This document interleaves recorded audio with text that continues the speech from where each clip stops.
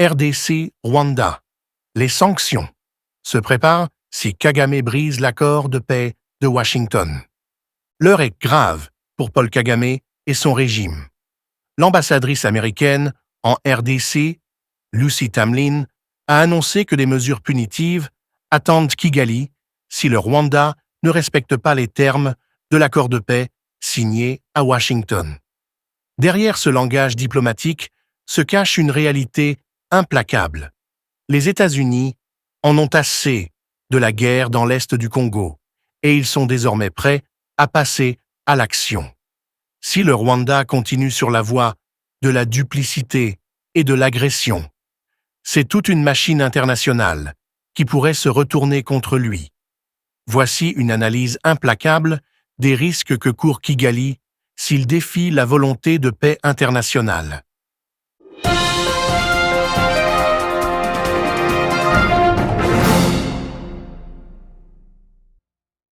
Quand une guerre dure depuis plus de 30 ans, elle devient pour certains une routine, un mécanisme de survie pour les régimes autoritaires, une opportunité économique pour des groupes armés et des élites prédatrices.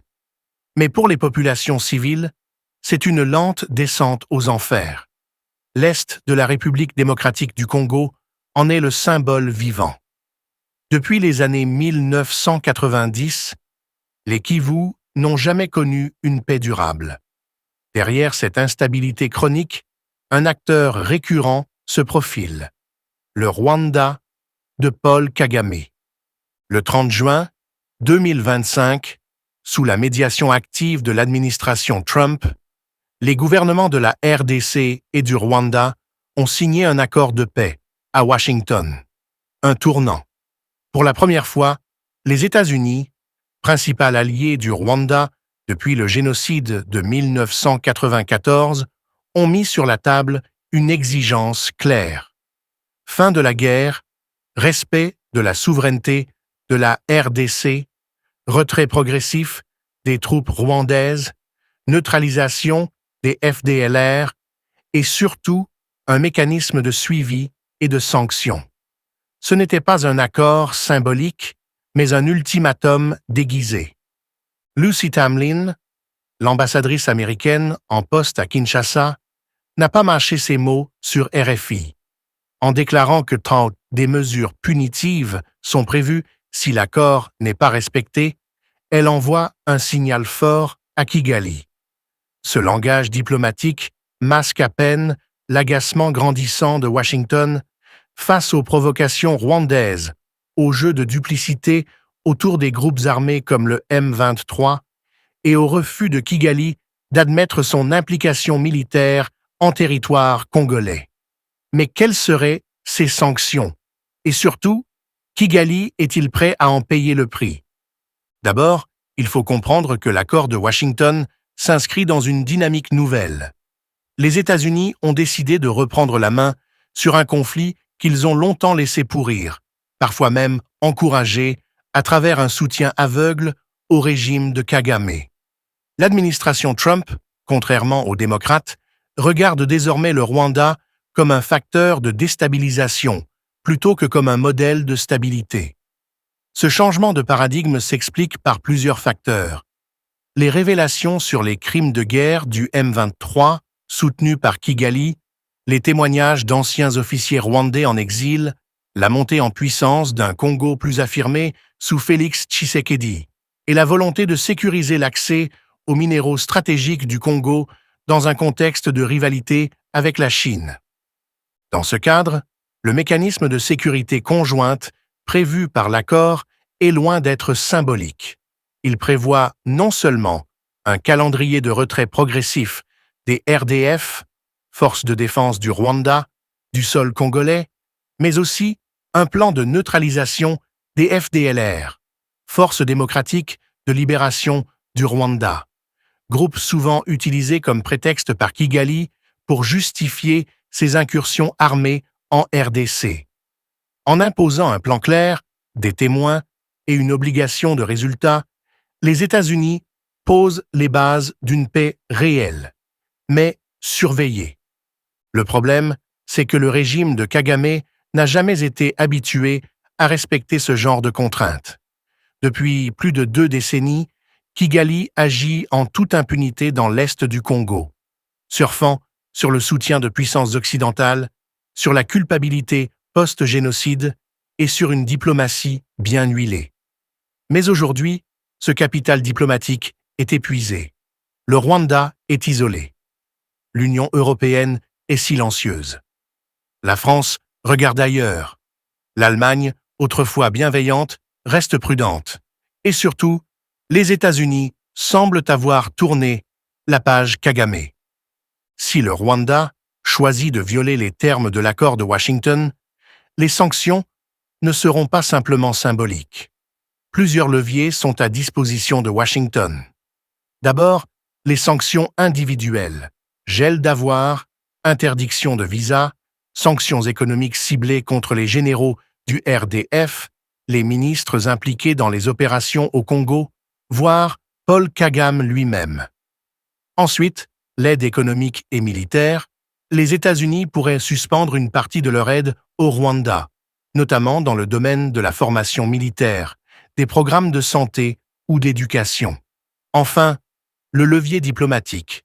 Les États-Unis pourraient appuyer des résolutions contraignantes au Conseil de sécurité de l'ONU, ce qu'ils ont toujours bloqué jusque-là. Mais au-delà des sanctions, c'est la réputation du Rwanda qui est en jeu. L'image du pays stable, sécurisé, tourné vers la technologie et l'innovation, vendu par les communicants de Kigali, pourrait s'effondrer. Si la paix échoue à cause du Rwanda, si le mécanisme conjoint est saboté par Kigali, alors les multinationales, les bailleurs, les institutions de Bretton Woods pourraient s'en détourner. La stabilité apparente du régime, déjà ébranlée par les tensions internes et les rumeurs de succession, pourrait vaciller. Et ce n'est pas tout. L'accord signé à Washington n'est que la première étape d'un processus plus large. À Doha, au Qatar, un autre volet des négociations est en cours, cette fois entre Kinshasa et les rebelles du M23, soutenus par Kigali. Ces négociations, menées en parallèle, visent à désarmer la coalition AFC M23 et à réintégrer certains éléments dans le tissu national congolais. Ce double processus, interétatique à Washington et intercongolais à Doha, repose sur une condition essentielle, la sincérité du Rwanda. Mais la sincérité du Rwanda est-elle encore crédible? Depuis des années, Kigali nie toute implication dans les activités du M23, malgré des preuves accablantes, documents, vidéos, témoignages de prisonniers, rapports onusiens. Le régime de Kagame, passé maître dans l'art de la négation, pense encore pouvoir duper la communauté internationale. Mais cette fois, les cartes ont changé. L'ONU ne suit plus aveuglément. Les États-Unis ont changé de cap. Et surtout, le peuple congolais, las des promesses, exige des résultats. Dans cette équation, Félix Tshisekedi joue une partition délicate. Le président congolais sait que la paix ne viendra pas par la seule diplomatie. C'est pourquoi il renforce la FARDC, soutient les Wazalendo, ces patriotes congolais qui défendent leur territoire avec courage, et fait de la diplomatie une arme au service de la souveraineté. Mais il sait aussi que si le Rwanda trahit encore une fois, il devra répondre par la force. Et cette fois, la communauté internationale pourrait bien lui donner raison. Derrière cette dynamique se cache un enjeu énergétique crucial. Lucy Tamlin a révélé l'existence d'un projet de barrage hydroélectrique de 760 millions de dollars destiné à alimenter le Rwanda, la RDC et le Burundi. Mais ce projet, financé en partie par les États-Unis, repose sur une condition, la paix. En d'autres termes, si Kagame continue la guerre, c'est son propre développement énergétique qui sera sacrifié.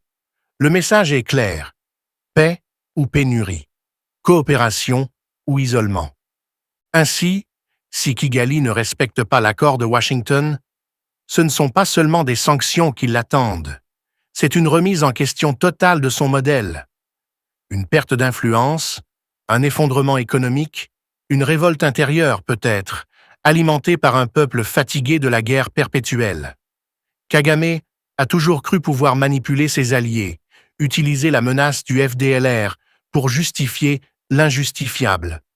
Mais aujourd'hui, même cette carte est usée. La neutralisation des FDLR, souvent composée de vieillards et de réfugiés désarmés, est incluse dans le mécanisme conjoint. Mais cette fois, elle ne pourra plus servir d'excuse pour envahir le Congo. Ce sera une opération transparente, encadrée, multilatérale. Le Rwanda devra coopérer ou s'exposer à une perte totale de crédibilité. Et si la guerre devait reprendre malgré tout, elle serait différente. La RDC n'est plus celle de 2009 ou 2012. Les FARDC ont évolué.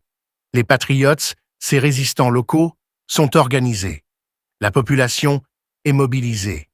Et surtout, le monde regarde. Washington a promis la paix. Si Kigali trahit, il ne pourra plus compter sur l'ombre protectrice des puissances occidentales. En somme, l'accord de Washington est un pari. La paix par la pression. Une paix surveillée, encadrée, assortie de sanctions. Si Paul Kagame trahit encore, cette fois, ce ne sera pas sans conséquence. Et il devra répondre devant l'histoire, mais aussi devant son propre peuple. Le choix est simple, coopérer et garantir une paix durable, ou trahir et affronter une tempête diplomatique, économique et peut-être militaire. Le Rwanda peut encore choisir la voie de la raison, mais le monde ne l'attendra pas éternellement. Hygiène et prévention a fait le point sur la situation sanitaire en cours. À ce stade, l'on a constaté une montée en termes de cas enregistrés dans 17 sur les 26 provinces, parmi lesquelles la Chopo, le Sud Kivu et Kinshasa en première ligne. 33 000 cas signalés avec la moyenne de 130 cas détectés par semaine dans la ville de Kinshasa. Dans l'entretemps, des kits de désinfectants composés de chlore, purifiants et autres produits ont été remis aux responsables de l'orphelinat Makoko dans la commune de Mongafula où 11 cas de décès causés par l'épidémie de choléra ont été enregistrés. C'était à l'issue d'une réunion d'urgence tenue par le secrétaire général à la santé publique.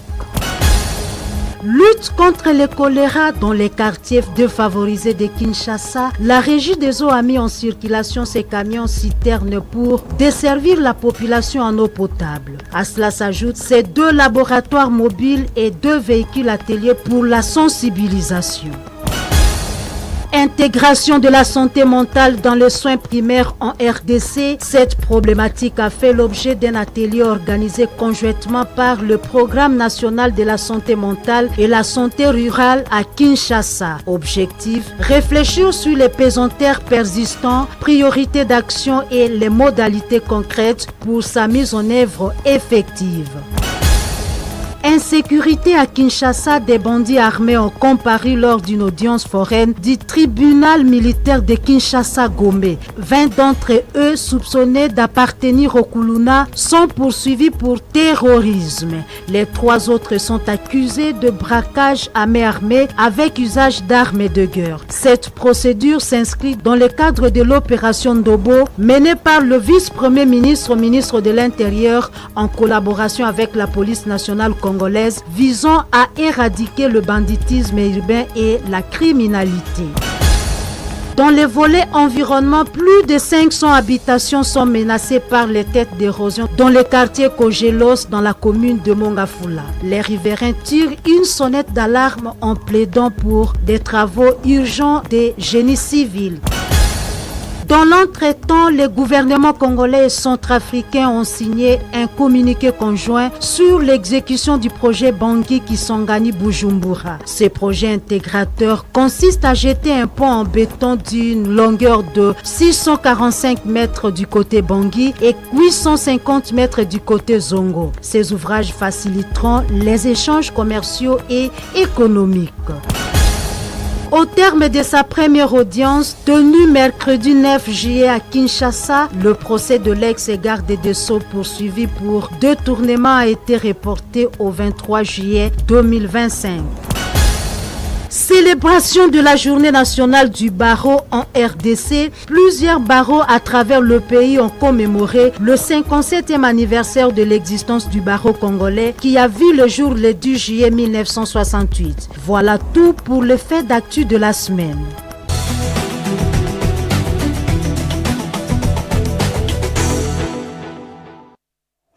Retour sur l'actualité avec les fidèles catholiques des différentes paroisses ici dans la capitale qui ont célébré les 70 ans d'existence de la paroisse Saint-Alphonse dans la commune de Matete.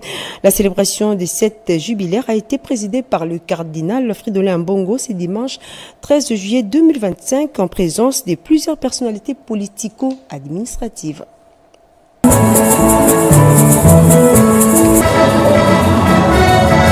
70 ans d'existence, la paroisse Saint-Alphonse de Matete, créée en 1954, célèbre son jubilé ce dimanche 13 juillet 2025. Une eucharistie solennelle a été présidée par le cardinal Fridolin Ambongo, assisté de M. l'abbé curé Maurice d'Oliveira. Plusieurs personnalités de marque ont rehaussé de leur présence cette célébration jubilaire avec la participation enthousiaste de fidèles des différentes églises catholiques de la capitale Kinshasa. À l'entame, le cardinal Fridolin Ambongo, officiant du jour, a dans son homélie retracé l'historique de cette église. Selon le premier représentant de catholiques en République démocratique du Congo, le grand mouvement Bilengue ya Mwinda a commencé à la paroisse Saint-Alphonse où on célébrait les rites zaïrois qui, jadis, attiraient de nombreux visiteurs. Cet élan a été malheureusement interrompu. Les prélats catholiques ont saisi cette opportunité pour exhorter les fidèles à prendre conscience et transmettre la connaissance aux générations futures. Cette célébration jubilaire était consacrée, entre autres, à la réflexion profonde sur l'épanouissement de cette église locale afin de redorer sa bonne image et sa renommée perpétuelle. L'amour doit caractériser les paroissiens, a-t-il martelé. 70 ans après, il serait prudent et sage pour nous de voir le passé baliser l'avenir.